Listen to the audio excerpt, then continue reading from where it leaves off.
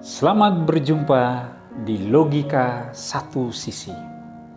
Di sini kita akan berpikir dan bernalar secara logis tentang tren dan topik yang sedang berkembang.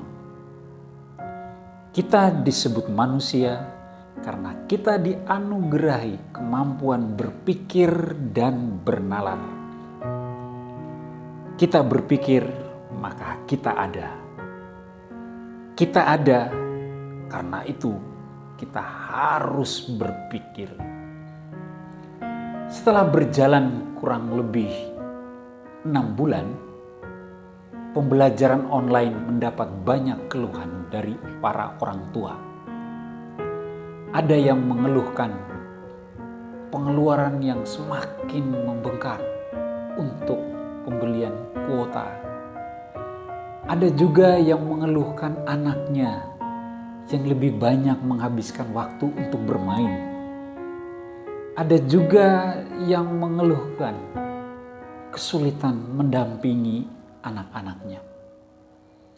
Oleh karena itu, desakan agar sekolah kembali dibuka semakin menguat. Dari aneka keluhan tersebut, kita bisa menangkap ada situasi kewalahan dari para orang tua dalam proses pendampingan dan pendidikan anak-anaknya. Bisa jadi karena orang tua sudah terlalu disibukkan oleh aneka kegiatan yang dilakukan, oleh tugas-tugas yang sudah terlalu banyak yang harus dilakukan. Tapi bisa juga karena orang tua tumbuh dan berkembang dengan model pendidikan yang sangat berbeda dengan dunia yang dihadapi oleh anak-anaknya. Sehingga ada ketidaksesuaian antara bekal yang dimiliki oleh orang tua untuk mendidik dengan dunia anak yang menjadi medan pendampingan dari para orang tua. Tentu sangat berisiko untuk membuka kembali sekolah di tengah wabah yang masih meluas seperti sekarang ini. Sangat berbahaya membuka sekolah di tengah rendahnya kesadaran masyarakat untuk mematuhi protokol kesehatan.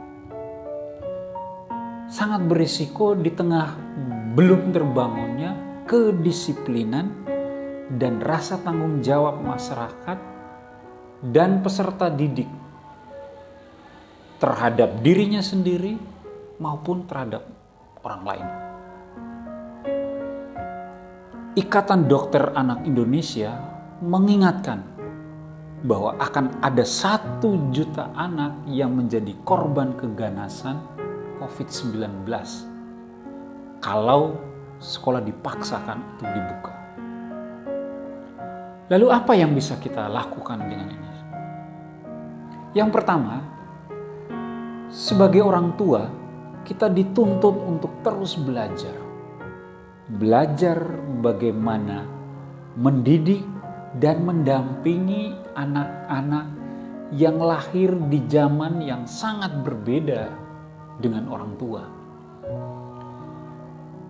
Dengan demikian, kita memiliki bekal yang memadai untuk menemani dan memahami proses tumbuh kembang anak-anak kita.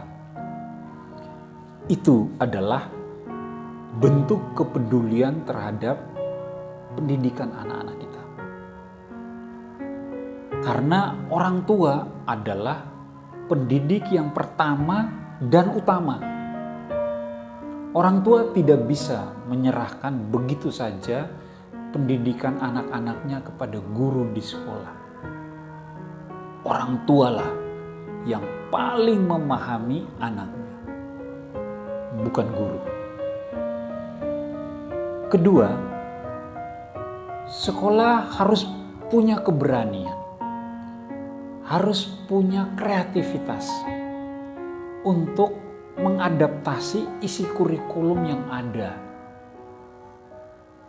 Dalam pembelajaran, guru tidak boleh lagi hanya berorientasi pada penyelesaian materi, tapi mengabaikan kemampuan atau potensi peserta didik. Ketiga, harus dibangun kerjasama antara orang tua dan sekolah. Sekolah harus menyadari bahwa pendidikan tanpa keterlibatan orang tua adalah kemustahilan. Orang tua juga harus menyadari bahwa ternyata mendidik adalah tugas yang tidak mudah. Dari kesadaran yang sama ini, maka terbangunlah kerjasama yang baik. Terbangunlah komunikasi yang lebih intens. Komunikasi untuk membangun kesepahaman tentang anak-anak kita. Bukan komunikasi yang hanya sekedar berbincang atau mengeluhkan kenakalan anak, lamban belajar, tapi soal-soal yang lebih mendasar tentang pendidikan anak-anaknya, seperti bagaimana potensi anak ini harus dikembangkan, apa potensi yang sebaiknya dikembangkan dari anak. Saya pikir dengan kehadiran corona, kita mesti bersyukur. Memang corona pada satu sisi membawa banyak kesulitan, banyak penderitaan. Tetapi ada sisi lain yang kita perlu syukuri, bahwa kita memiliki banyak waktu untuk bersama keluarga. Kehadiran corona seharusnya menjadi momentum untuk membangun hubungan yang semakin erat dalam keluarga. Karena keluarga adalah tiang penyangga utama masyarakat dan negara ini.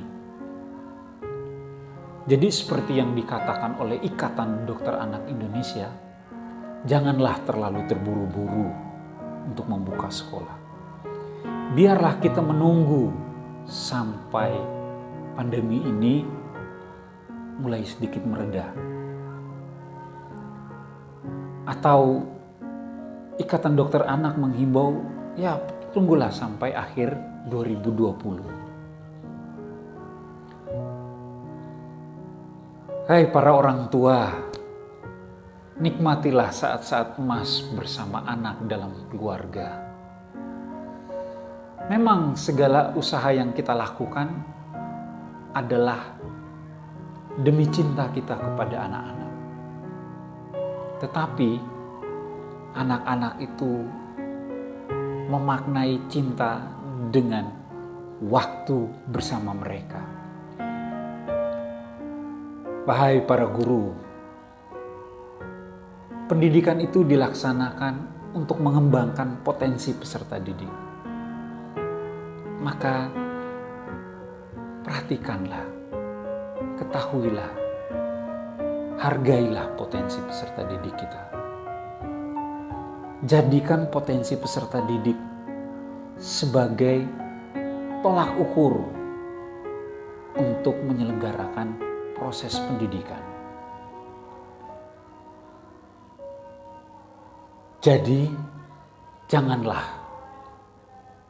proses pendidikan itu lebih difokus pada terselesaikannya materi pembelajaran. Anda boleh tidak setuju dengan pandangan ini, karena ini hanya logika satu sisi. Tapi kita sepakat bahwa kemanusiaan itu jauh lebih penting dan lebih berharga untuk dijunjung tinggi. Maka mari kita bangun, kita jalankan pendidikan kita yang lebih bermartabat, pendidikan yang lebih memanusiakan manusia. Cogito ergo sum. Aku ada karena aku berpikir. Sampai jumpa.